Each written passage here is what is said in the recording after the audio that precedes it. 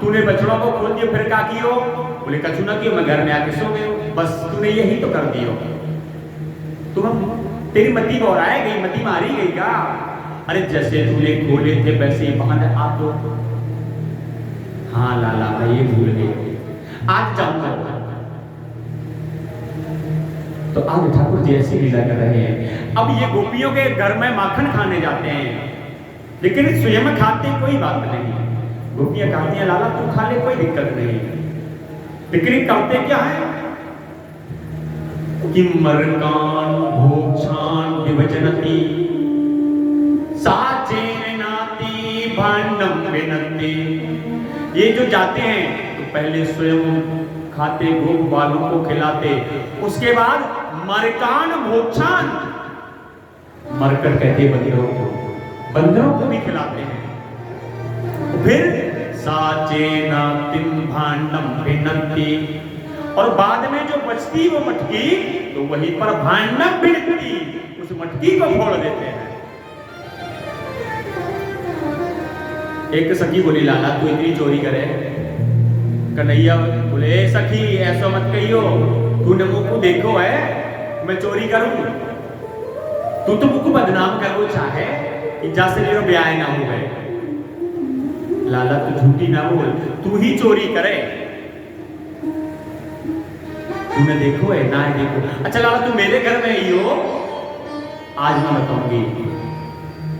आज जानते हो जैसे उस गोपी ने जाकर छीके पर माखन टांग दियो और बाई के ऊपर एक घंटी बांध दी।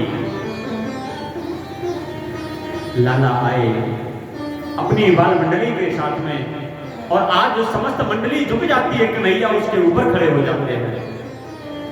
तो जैसे ही मटकी में हाथ डाल वो चाहो तो घंटी बजनो चाहिए। कन्हैया बोले घंटी तू बजेगी नहीं। घंटी बोली महाराज मैं बिल्कुल नहीं बजूंगी।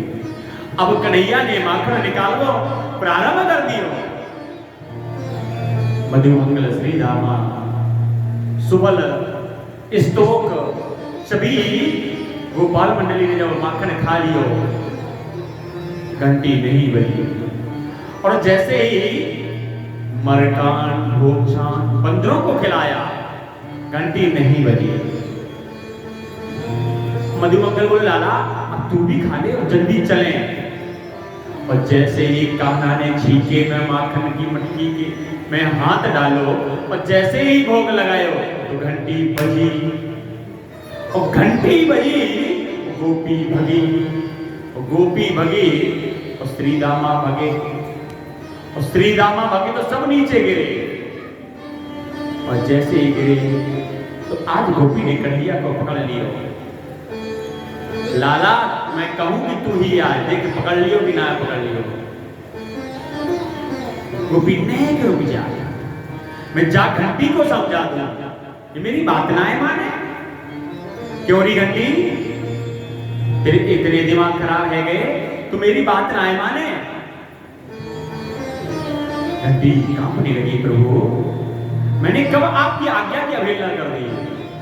मैंने तो पूरा कही कि तू बजेगी ना है। हाँ महाराज कही, फिर तू बजी क्यों? घंटी बोली महाराज आपके सखा ने जब माखन खाया मैं नहीं बजी, आपके बंदरों ने माखन खिलाया, बंदरों को खिलाया, मैं नहीं बजी। बोले हाँ नहीं बजी, लेकिन जब मैंने खायो तुम काहे बजी? घंटी बोले प्रभु जब आप भोग लगाओगे तो मैं मुझे बजना पड़ेगा, क्योंकि अगर मैं नहीं बजूंगी तो आप भोग नहीं लगाएंगे। कन्हैया बोले ठीक अगर ये बात तो कोई बात नहीं। आज वो सखी पकड़ कर जाती है, रास्ते में कन्हैया बोले सखी अरे गोपी तू बड़ी है गई। गोपी बोली का क्यों? मोकू लगे अब तेरे हृदय में लज्जा ना आए। कन्हैया तू ऐसी बातें काहे को करे? अरे तेरे में लज्जा होती तो तू घूंघट डाल के चलती, तू तो अपना थोपड़ा दिखा के चले। कहने लगे, आज सखी ने घूंघट डाल दिया और कन्हैया के हाथ को पकड़ के जा रही। तो जैसे जा रही तभी बाई गोपी के पति परमेश्वर आ गए। कन्हैया कहाँ जा रहे? अरे कहाँ बताऊं, मोकू बिल्कुल इच्छा ना है माखन खाने की, लेकिन जो सखी है ना माने ना, जबरदस्ती कहे तुमको खाने पड़ेगो। अच्छा तुम खाएगो? गोपी बोले हाँ अगर मिल जाए तो खा ली, आ जाओ।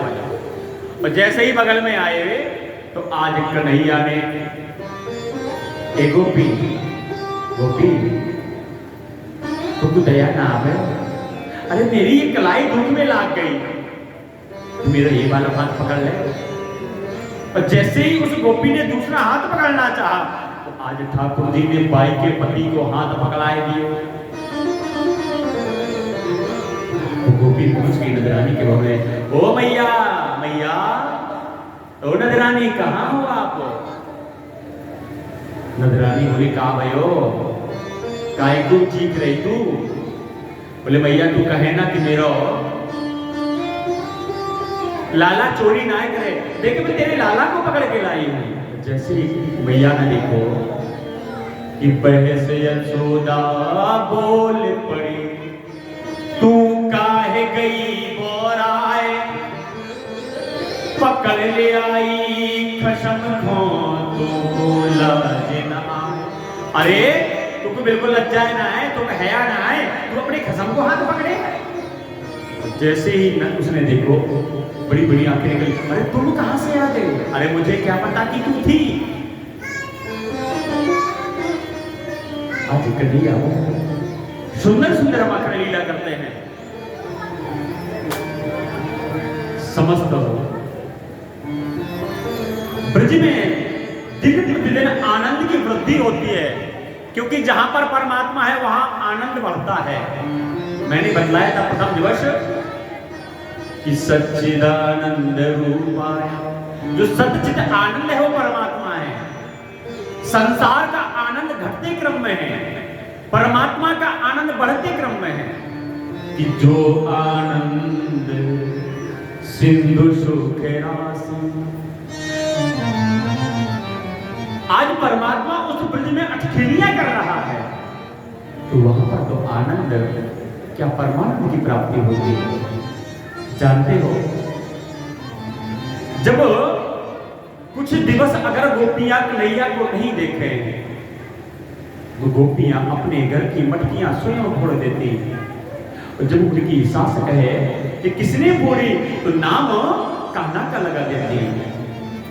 सास कहने लगी गोपियों से, दीदी अगर मैं जाऊंगी बुलाना देने तो नजरानी को बुरा लगेगा, ऐसा करो तुम ही चली जाओ, अगर बात बिगड़ेगी तो मैं संभाल लूंगी। तो आज गोपियां कन्हैया के दर पर जाकर नजरानी को उल्हाना देने जाती हैं, लेकिन उल्हाना तो एक बहाना है।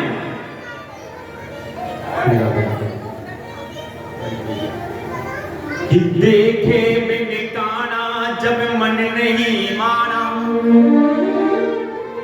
इन आंखों ने आज ब्रह्म को पहचाना। कृष्ण पद कमलों में मन को लगाना, इन गोपियों का ताना उल्हाना बहाना है। आज समस्त ब्रजबालाएं ब्रज गोपियां मैया को उल्हाना देने जा रही है, कह रही है हरी मैया कन्हैया की शिकायत क्या कहूं, नटखट की मटकिया